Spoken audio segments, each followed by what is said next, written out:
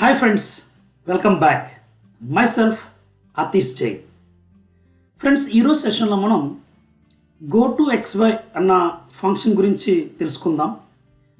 And ఈ go to X Y function గురించి ఎవరికి బాగా అర్థమవుతుందంటే ఎవరైతే కనుక turbo C2 and turbo C3 ఐడితో వర్క్ చేసి ఉన్నారో వాళ్ళు ఖచ్చితంగా గో టు ఎక్స్వై ఫంక్షన్ తోటి వర్క్ చేసి ఉండొచ్చు. Is it clear? Okay, first of all నేను అసలు గో టు ఎక్స్వై ఫంక్షన్ ఏంటో చెప్పేస్తాను మీకు.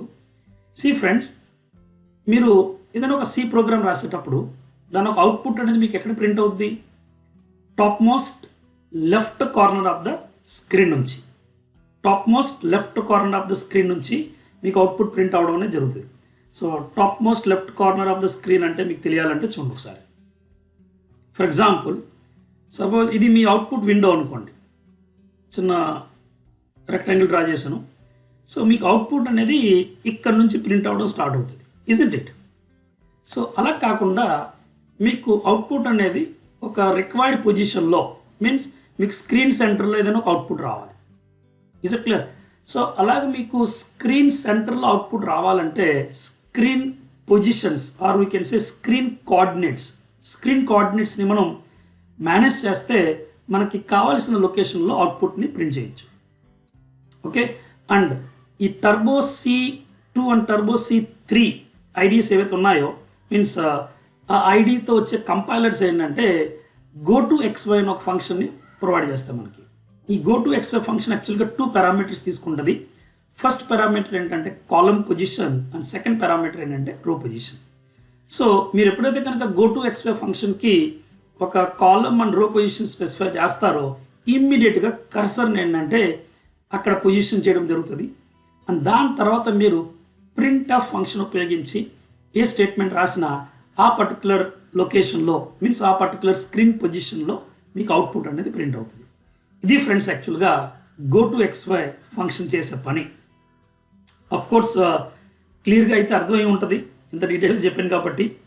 So go to X Y function is available in turbo C or C++. And it is not a standard implementation of C library. Means ఈ function అనేది మీకు అన్ని CIDs తోటి సపోర్ట్ చేయదు. మీన్స్ సపోజ్ మీరు ఇప్పుడు కోడ్ బ్లాక్స్ కానీ డేవ్ C++ కానీ C free ఇలాంటి ఐడీస్తో వర్క్ చేస్తున్నారు అనుకోండి, ఆ ఐడీస్లో ఈ ఫంక్షన్ అనేది సపోర్ట్ అవ్వదు మీకు. అంటే ఈ ఫంక్షన్ తోటి మీరు వర్క్ చేయలేరు అక్కడ. Okay, so this function is used to move the cursor on the screen to the desired location. Just now ఇప్పుడే చెప్పాను కదా, the top left corner of the monitor means me screen 0,0 అని చెప్పి అంటాం. And the bottom right corner అంటే ఇది end position friends. ఇది end location, ఇది వచ్చేటప్పటికి స్టార్టింగ్ లొకేషన్ అని అర్థం అక్కడ. సో స్టార్టింగ్ లొకేషన్ ఏమో 0,0 కోఆర్డినేట్స్తో స్టార్ట్ అయ్యి మీ ఎండింగ్ లొకేషన్ అనేది మీ స్క్రీన్ సైజ్ బట్టి డిసైడ్ అవుతుంది. ఓకే, సో ఇది యాక్చువల్గా గో టు ఎక్స్వై ఫంక్షన్ ఒక లైక్ చేసే పని గురించి ఎక్స్ప్లెయిన్ చేశాను. But today's modern compilers such as, అంటే ఈ రోజున మీరు చూసే compilers MinGW, GC++, VC++, GCC, sorry not GC++, it's GCC, అదే VC++. ఈ మోడర్న్ కంపైలర్స్ ఏవైతే ఉన్నాయో అవి గో టు ఎక్స్వై ఫంక్షన్ని మనకి ప్రొవైడ్ చేయమాట.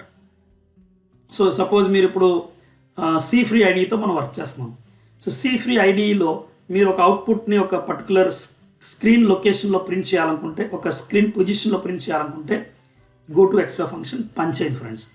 సో మనం ఏం చేయొచ్చు అంటే మనమే ఒక ఓన్ ఫంక్షన్ని కావాలంటే డిఫైన్ చేయొచ్చు. Is it clear? సో అది ఎలా డిఫైన్ చేయాలి, దాంట్లో అసలు ఏం కోడ్ రాయాలి అన్నదే నేను ఈ రోజున ఈ ఎగ్జాంపుల్ ద్వారా మీకు ఎక్స్ప్లెయిన్ చేస్తాను. Okay, so if you are developing console applications in C language, go to xy function is useful to manage the text alignment on the screen. అదే చెప్పాను, అంటే మీరు ఏ పొజిషన్లో టెక్స్ట్ని మీరు ప్లేస్ చేయాలనుకుంటే ఆ పొజిషన్లో టెక్స్ట్ని మీరు ప్లేస్ చేయొచ్చు. అదే టెక్స్ట్ అలైన్మెంట్ మేనేజ్మెంట్ అని చెప్పి అంటాం. ఫ్రెండ్స్, ఇంకా టైం వేస్ట్ చేయకుండా డైరెక్ట్గా C free ఐడి ఓపెన్ చేద్దాం, అక్కడ ప్రోగ్రామ్ని చూద్దాం ప్రాక్టికల్గా. Okay guys, so let's start C free ID. Friends, ఇది C free ఐడి అండ్ నాకు యాక్చువల్ రిక్వైర్మెంట్ ఏంటంటే print of welcome to C programming అన్న మెసేజ్ని స్క్రీన్కి సెంటర్లో ప్రింట్ చేయాలి సపోజ్ అనుకోండి ఏంటంటే. ఓకే, సో ఫస్ట్ అసలు ఈ అవుట్పుట్ ఎక్కడ ప్రింట్ అవుతుందో చూద్దాం. F5 ERINTF ఎన్ మిస్ అయింది, సారీ. సో F5 చూసారా, top left corner of the స్క్రీన్లో ప్రింట్ అయింది. ఇస్ ఇక్కడ టాప్ లెఫ్ట్ కార్నర్. అండ్ ఈ press any key to continue message మీకు నెక్స్ట్ లైన్లో రావాలనుకుంటే మీరు ఇక్కడ ఒక /n ఇచ్చేసి ఉంచండి, సో దట్ అది డిస్టర్బ్ చేయదు, లేదంటే ఆ మెసేజ్ మనల్ని డిస్టర్బ్ చేస్తూ ఉంటుంది. ఓకే, ఇప్పుడు ఈ వెల్కమ్ టు సి ప్రోగ్రామింగ్ అన్న మెసేజ్ని ఏంటంటే స్క్రీన్ సెంటర్లో ప్రింట్ చేయాలి. సో ఇన్ జనరల్ మనం ఏం చేసేవాళ్ళం అంటే go to xy అని చెప్పి ఫంక్షన్ రాసి పొజిషన్స్ చెప్పేవాళ్ళం. అంటే 35 అనేది column position, is it clear, and 5 అనేది సపోజ్ రో పొజిషన్ అనుకోండి. ఈ విధంగా మనం చెప్పేవాళ్ళం. బట్ అఫ్కోర్స్ ఇక్కడ ఇది పనిచేయదు, ఎందుకంటే go to xy ఫంక్షన్ లేదు కాబట్టి.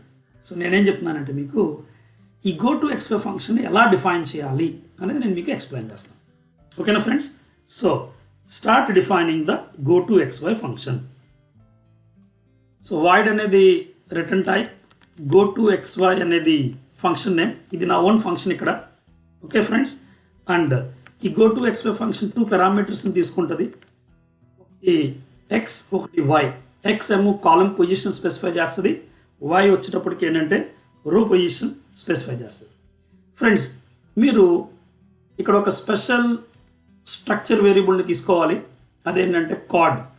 అండ్ ఈ go to xy ఫంక్షన్తో మీరు వర్క్ చేయాలంటే మీరు ఇంకొక హెడర్ ఫైల్ని ఇంక్లూడ్ చేయాలి, windows.h అనే హెడర్ ఫైల్. వన్స్ మీరు windows.h హెడర్ ఫైల్ని ఇంక్లూడ్ చేసిన తర్వాత CORD అని చెప్పి మీకు ఒక స్పెషల్ స్ట్రక్చర్ వేరియబుల్ ఉంటుంది. దీనికి ఒక వేరియబుల్ క్రియేట్ చేయండి, లైక్ పొజిషన్ అని చెప్పి. Okay, and you can say equal to position మీరు ఏంటంటే 0,0కి సెట్ చేయండి. ఇనిషియల్ పొజిషన్ని మీరు 0,0కి సెట్ చేయండి. So I say 0,0 and give semicolon. Okay, so CORD అనేది ప్రీ డిఫైన్డ్ కోఆర్డినేట్స్. CORD అంటే actual coordinates, is it clear? అది ఒక ప్రీ డిఫైన్డ్ వేరియబుల్ అనుకోండి, అండ్ ఈ ప్రీ డిఫైన్డ్ వేరియబుల్ని మనం క్యాపిటల్ లెటర్స్లో రాయాలి, ఇస్ ఇట్ క్లియర్? అండ్ ఇప్పుడు go to xy ఫంక్షన్లోకి వెళ్ళి మీకు ఇక్కడ ఏం చెప్పాలంటే position dot x equals to x, position dot y equals to y. Friends, మీరు అబ్జర్వ్ చేశారో లేదో, ఈ పొజిషన్ అనే వేరియబుల్ నేను గ్లోబల్గా డిక్లేర్ చేశాను, because I want to use it in all the functions. Like ఫ్యూచర్లో మీరు ఎన్ని ఫంక్షన్స్ రాయాలనుకుంటే అన్ని ఫంక్షన్స్లో ఉపయోగించాలి కాబట్టి నేను గ్లోబల్గా డిక్లేర్ చేశాను. నెక్స్ట్ ఇప్పుడు సెట్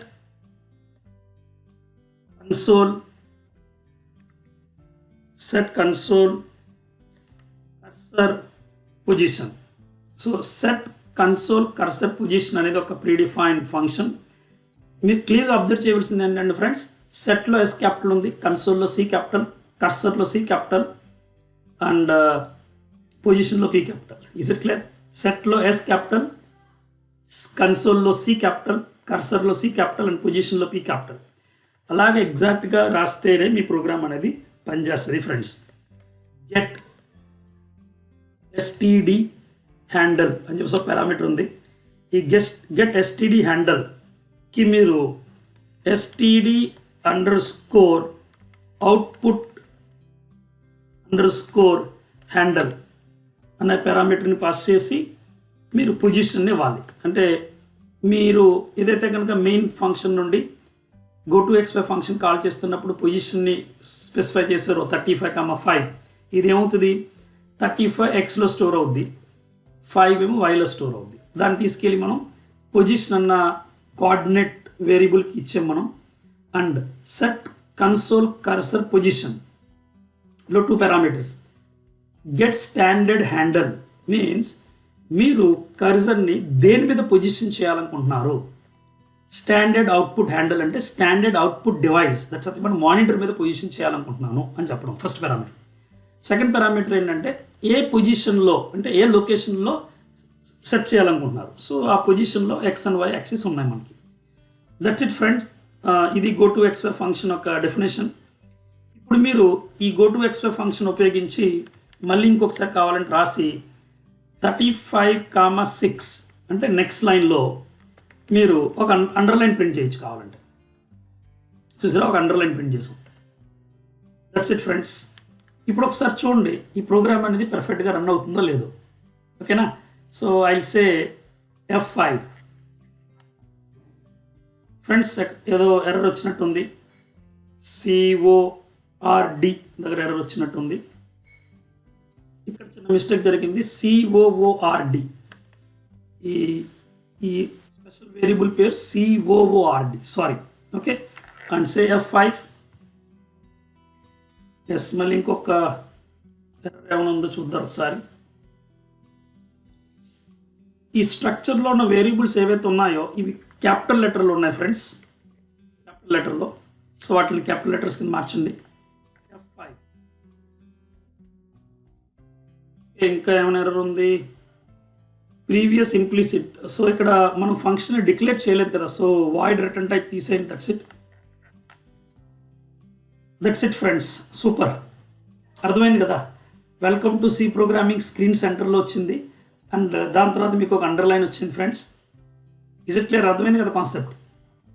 ఒకవేళ దీన్ని మీరు కలర్ఫుల్ చేయాలనుకుంటే చెప్పాను కదా, మీకు కలర్స్ ఉపయోగించి కూడా మీరు కావాలంటే వర్క్ చేసుకోవచ్చు. సిస్టమ్ అనే ఫంక్షన్ ఉపయోగించి డబుల్ కోట్స్లో కలర్ అనే కమాండ్ ఇచ్చి మీరు ఏ కలర్ ఇవ్వాలనుకుంటున్నారో ఆ కలర్ ఇవ్వండి. That's it. And say F5. Friends, ఈ విధంగా మీరు బ్యూటిఫుల్ ప్రోగ్రామ్స్ని సి లాంగ్వేజ్లో స్క్రీన్ కోఆర్డినేట్స్తో వర్క్ చేసి డిజైన్ చేయొచ్చు. Is it clear friends?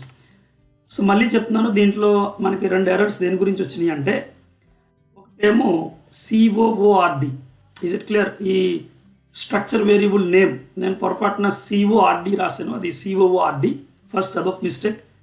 Next header file పేరు windows.h. ఓకే, నో వరీస్ దాంట్లో. ఇంకొకటి ఏంటంటే ఈ స్ట్రక్చర్ వేరియబుల్స్ ఉన్నాయి చూసారా, ఈ ఇక్కడ రాసిన ఎక్స్ ఏమో మనం ఇచ్చిన మన ఓన్ వేరియబుల్స్. బట్ ఇక్కడ నేను పొరపాటున లోయర్ కేసులో ఎక్స్ అండ్ లోయర్ కేసులో వై రాశాను. ఓకే, అండ్ సి ఒకసారి ఎర్రర్ వచ్చింది కదా. సో అవి క్యాపిటల్ లెటర్లో రాయాలి ఫ్రెండ్స్, గుర్తుపెట్టుకోండి. పొజిషన్.x, ఎక్స్ క్యాపిటల్ లెటర్, పొజిషన్.y, Y capital letter. That's it friends. And ఇది మీ ప్రోగ్రామ్ ఒక అవుట్పుట్. ఇప్పుడు మెనూ ప్రోగ్రామ్స్ లాంటివి ఏవైతే మనం చేసామో అవి మీరు కావాలంటే ఈ గో టు ఎక్స్వై ఫంక్షన్ ఉపయోగించి చాలా నీట్గా స్క్రీన్ సెంటర్లో అవుట్పుట్ వచ్చేటట్టు మీరు డిజైన్ చేయొచ్చు. ఫ్రెండ్స్, ఈ ప్రోగ్రామ్ కనుక మీకు నచ్చినట్లయితే ఖచ్చితంగా ఈ వీడియోని లైక్ చేసి షేర్ చేయండి. ఛానల్ని ఇంకా సబ్స్క్రైబ్ చేయకపోతే వెంటనే ఛానల్ని సబ్స్క్రైబ్ చేయండి.